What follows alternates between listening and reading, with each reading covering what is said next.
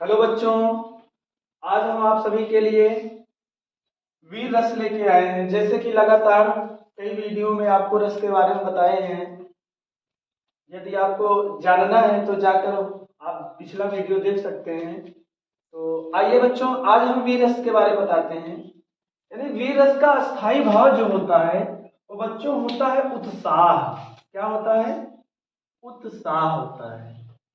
तो कहने का मतलब बच्चों ये है कि यदि हम कोई कार्य करते हैं, जब हम कोई कार्य करते हैं तो अब जैसे कोई कार्य बड़ा होता है और ये होता है कि पता नहीं हम कर पाए कि ना कर पाए, और अचानक से वो कार्य आप कर जाते हो, तो जब करने के बाद जो आपको खुशी मिलती है, बस वही बच्चों आपका वीर रस होता है।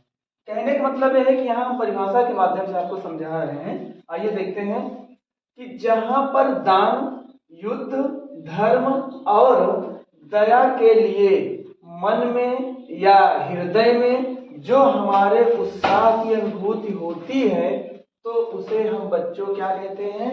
वीर रस कहते हैं। बच्चों, कहने का मतलब ये है कि दान, जैसे हम कोई वस्तु या फिर कुछ चीज हम दूसरों को देते हैं दान के रूप में, या फिर युद्ध में जैसे लड़ाई हो रही है और आप खड़े हैं, अचानक से आपको लग रहा है कि अब वहां हमको जाना चाहिए लड़ने के लिए, तो हम लोग दौड़ कर जाते हैं। तो जब हम लोग जाते हैं या फिर जब हम लड़ते हैं तो हमारे अंदर एक अलग सा उत्साह होता है।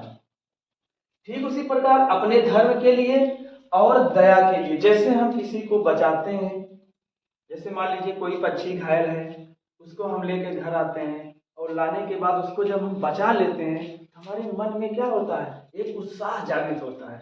ये होता है कि आज हम बहुत बड़ा काम कर चुके हैं। तो इस तरीके से अगर हम जो होता है कोई भी घटना, तो हम उसे ही क्या कहते हैं बच्चों? वीर रस कहते हैं। अब आइए आपको उदाहरण के माध्यम से हम समझाते हैं। जैसा कि उदाहरण यहाँ पर हम आपको पहले से ही लिखकर समझा रहे हैं, आइए समझते हैं। मैं सत्य कहता हूँ सके, सुकुमार मत जानो मुझे, यमराज से भी युद्ध प्रस्तुत करता हूँ सदा मानो मुझे, है और की तो बात क्या, मैं गर्व करता नहीं। यहाँ बच्चों कॉमा लगा देंगे क्या?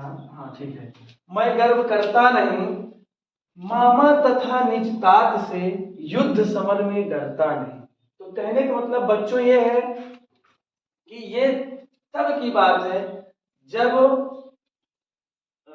वीर अभिमन्यु 6 फाटकों को तोड़ने के बाद जब 7वां फाटक तोड़ने जा रहे होते हैं, तभी वे अपने पिता अर्जुन से कहते हैं कि हे पिता, मैं सत्य कह रहा हूं, यानी मैं सत्य बोल रहा हूं कि सुकुमार मत जानो मुझे, मतलब मुझे अब मतलब बच्चा ना जानो, कि मेरे अंदर अभी बचपना है, अब मैं बड़ा हो गया हूं, युद्ध कर सकता हूं, युद्ध लड़ सकता हूं।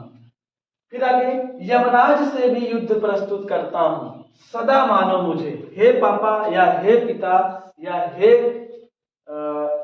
मित्र, मैं जो है यमराज से भी, अगर जरूरत पड़ी कि यमराज भी आकर मेरे सामने बोलें कि मैं आपसे युद्ध करना चाहता हूं, तो मैं उनसे युद्ध करने के लिए हमेशा तैयार रहूंगा। है और की तो बात क्या, जब मैं यमराज से लड़ सकता हूं तो और इस धरती पर और मैं किससे डर सकता हूं?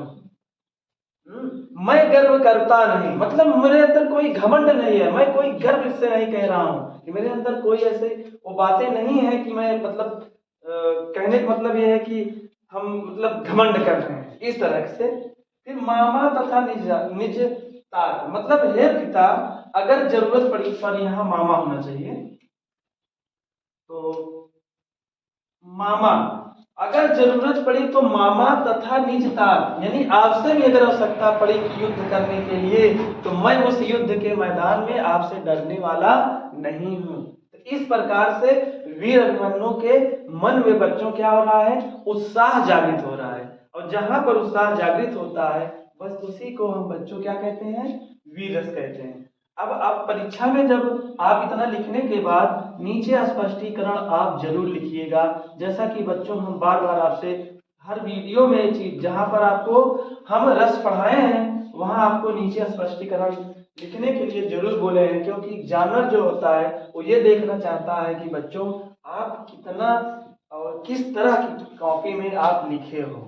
जितना आपका अलग कॉपी में लिखा होगा उतना ही बच्चों आपको अच्छा नंबर मिलेगा। तो बच्चों यहाँ पर अब क्या करेंगे, हम जो स्पष्टीकरण लिखेंगे उसमें हमें सिर्फ इतना लिखना है कि प्रस्तुत उदाहरण में वीर अभिमन्यु युद्ध वीर के लिए उनके मन में उत्साह जागृत हो रहा है, इसलिए यहाँ पर वीर रस है। तो बच्चों हमारा वीडियो आपको कैसा लगा?